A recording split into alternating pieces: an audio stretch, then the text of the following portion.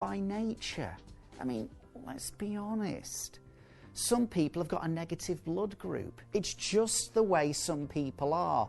They wear negativity like an old comfortable coat. It just seems to fit them really well.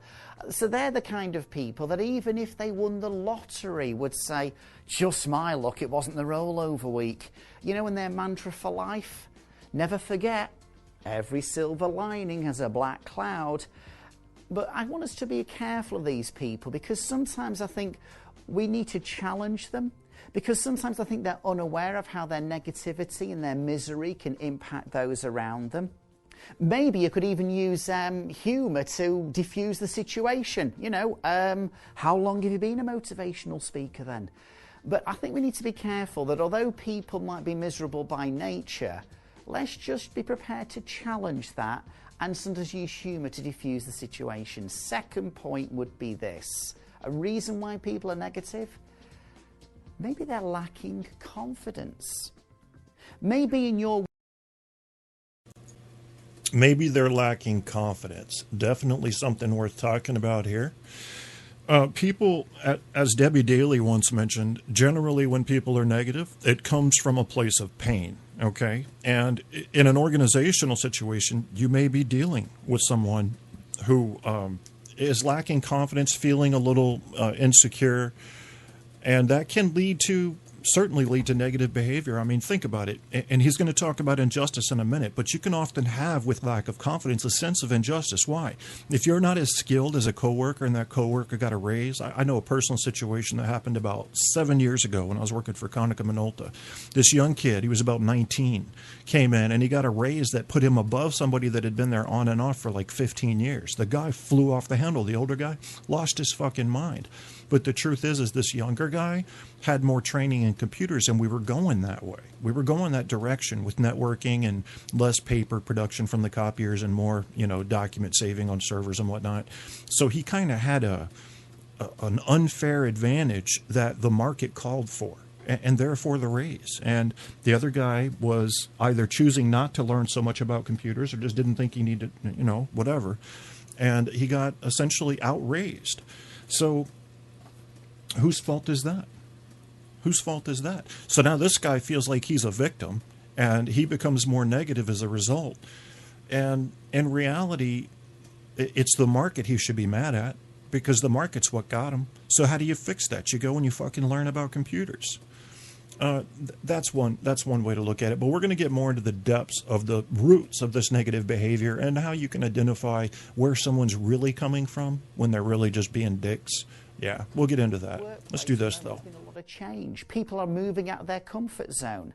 They lack the confidence for that new task. But rather than say to you, hey, I'm struggling here, I don't know if I've got the confidence or the competence to do this, they'd rather resist by being negative. And so perhaps with some support, with some coaching and with some further training, you develop people's competence, which in turn develops their confidence. Once that's been achieved, hopefully you start to diminish their negativity. Here's your third point as to why some people are negative. A feeling of injustice. Hey, maybe they've got a point. Maybe they have been treated unfairly. Maybe they haven't been listened to. Maybe they've not had a chance to put forward their case. Maybe what would really benefit them at the moment is to have a good listening to. People need to feel that they have been understood, and they need to feel important. And the best way to do that very often is to give them a good listening to. However, sometimes people's feelings of injustice is more born out of a sense of entitlement. And sometimes, hey, reality rules. It would be lovely to go into McDonald's and say, I'll have the lobster thermidor, please. Yeah, it would be nice to have, but it ain't on the menu. And I think some people's sense of injustice can be valid, but sometimes comes out of unrealistic expectations. And therefore we need to get them to focus on what is on the menu rather than what isn't on the menu. So, in order to deal with negative people, recognise their reasons. They could be miserable by nature, they may lack confidence, or there may be a sense of injustice. Be prepared to understand where people are coming from, but also be prepared to challenge it. You see, if you leave negative behaviours unchecked, they can spread like poison. And when you are listening to people who are feeling there's been a sense of injustice, ask for specific examples. Don't just let people go, oh, everything's terrible around here, I've been treated unfairly. Ask them to be specific. Also, if they're not happy about the way things have been dealt with, ask for suggestions on how things can be improved. So negative people, we're always going to have them. Maybe they help positive people keep their feet on the ground. I don't know. But be careful of just laughing at them. Ignore their behaviour at your peril. Behind that negativity could be a cry for help. Maybe they are miserable by nature. Maybe they just lack confidence, or maybe they feel a sense of injustice. I'd love to provide you with a magic wand on how to deal with negative people. I can't, but think of it like this. In many respects, people's behaviour is a bit like an iceberg, and above the surface, you're seeing the negative behaviour. But if we can understand a bit more of the reasons that are causing that in the first place, what's going on below the surface, then I think we will have a lot more success in dealing with... You're listening to Truth on Tap with host Kevin Kierstead. And, I'm going to advise against looking underneath Arctic water in order to find the source of someone's behavior. Because if they're down there already, then they're already hurting. We know that. We found the root there.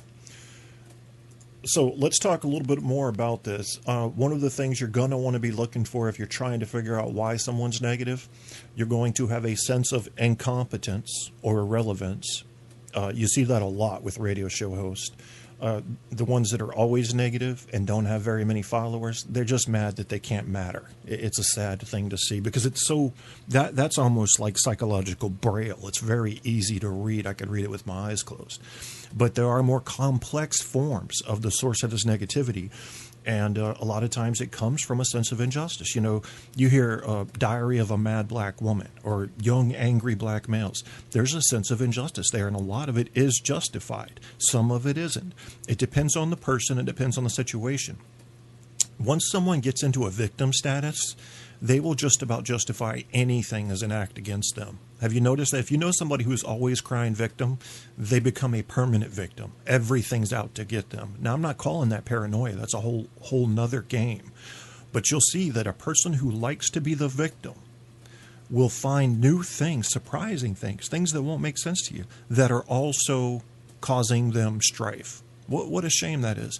But it is a role. The victim role is like a big fur coat worn, made of many, many hairs. And what a sad thing that is to see that.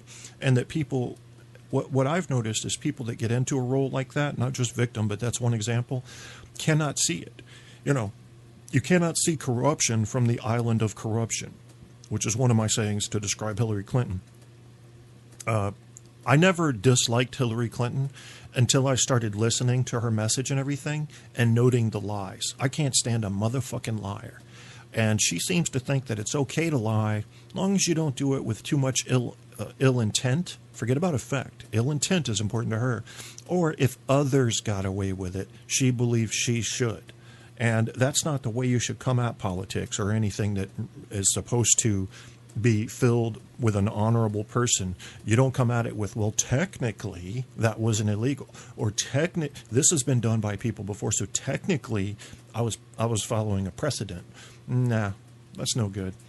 That's just no good. So she's just about off my possible candidates that I would vote for, but I'm still giving her a chance. I got to see how dirty the others are, and what other truths lay themselves out in this next political silly season that's coming up. Now, we've talked about how to deal with negative people. Very little, not too much. Might talk more about it later, but we're going to get more specific now. This is how to deal with negative people on the internet. Now, I've listened to parts of this. I'm just going to comment throughout it if I find the openings, but it's something we all need to learn to live with because you're pretty much on the net now. I mean, how many people do you know? I know personally of 2.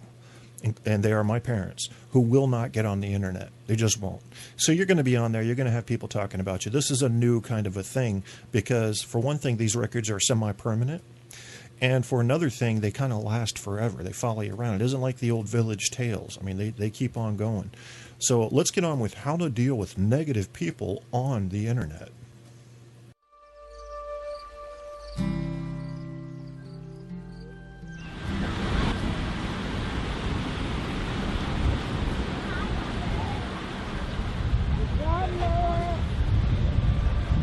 Hello everybody, this is your Ka speaking.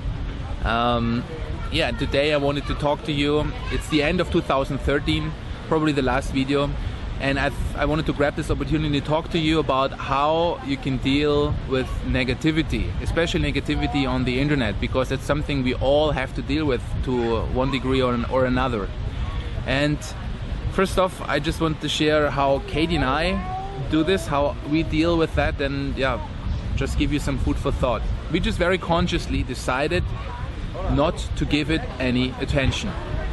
You know, we're not against the war or against the drugs. We're pro-love.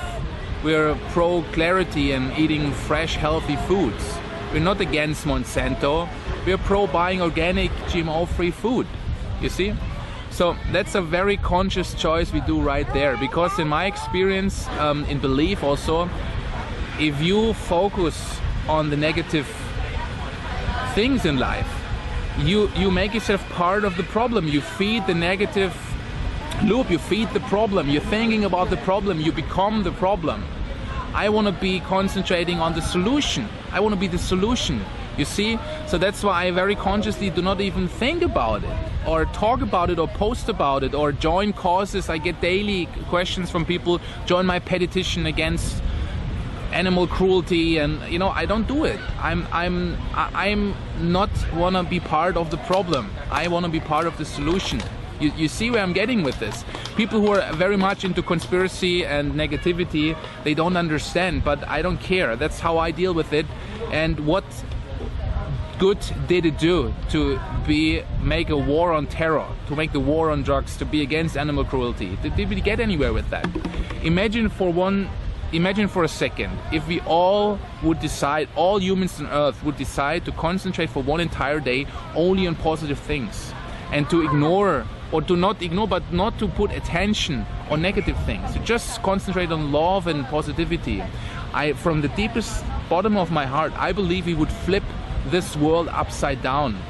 So many problems would just vanish. They would just be not there anymore, because we don't. So here you have a very different approach from the last guy that spoke. Gentleman saying that you should pretty much ignore negativity. And I say don't do that. Separate yourself from it, yes, but you have to acknowledge it. If you don't acknowledge it, for one thing, it's arguable that a message is stronger when you deliver the negative side. You know, he's talking about animal cruelty. Well, if nobody knew about animal cruelty and instead they were just fans of treating animals well, would anybody know there was a problem? So you got to expose and view the negative. My argument is, with him, is if you completely cover your eyes to the negativity, then, and just staying, you know, perfectly positive, then you're not seeing an accurate picture of reality. You have to view it. You do not have to spend time around people who are always about it. So we may be drifting into a slightly more macro view of negativity here, but it's worth it, and it's also worth it to note the contrast. See, if you don't feed it, you see where I'm getting with this. So that's why I very consciously do not join any of those against causes on Facebook, or I do videos about that, because I really, with my entire life, with everything I do, I try to become really the best Ka possible, and I'm working hard on this every day to concentrate on the positive things, on love, you see, and spread that through the internet. So that's first off. And you know, again, the negative conspiracy guys, they always say, well, I'm closing my eyes down for, you know, against reality, because there are negative things on Earth. I agree. I don't argue with you, you know, that if you want to see them, they are there. And no, it's just a question of where we put our focus, you know. And I very consciously decided, together with my family, to just not give it any attention whatsoever, and just be part of the solution, pro in the positive way, rather than always thinking and complaining about the problem. So that's first off. The second thing I have to let you know, and that again is,